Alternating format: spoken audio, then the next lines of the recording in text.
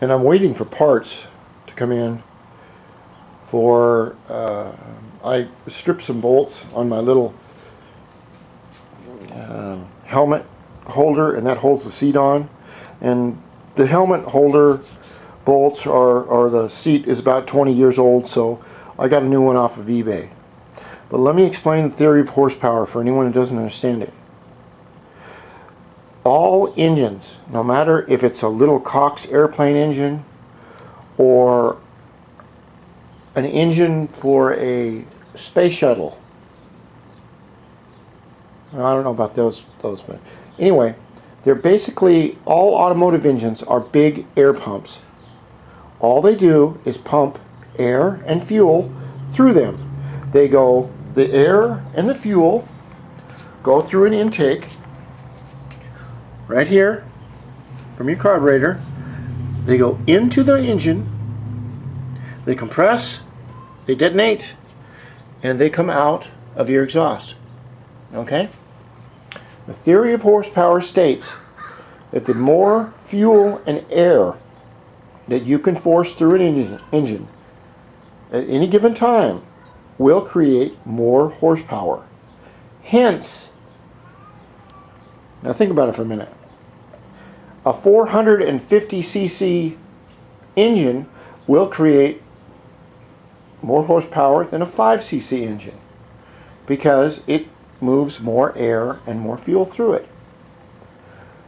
That being said, if you want to make your engine the most efficient and the best running, you need to have unobstructed intake into your engine and unobstructed free-flowing exhaust out of your engine.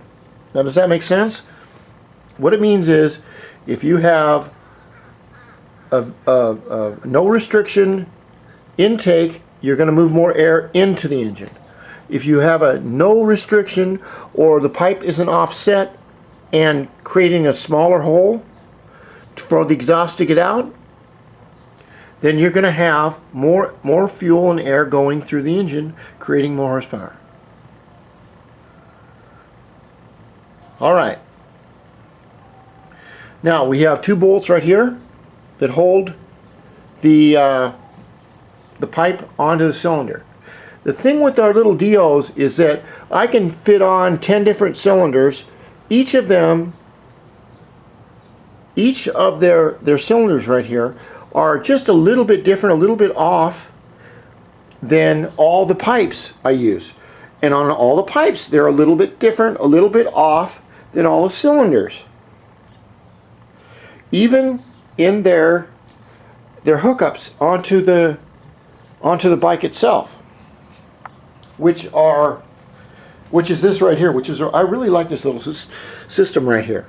Okay, this got two bolts that hook up right here, and then it has a rubber mount that hooks up right here.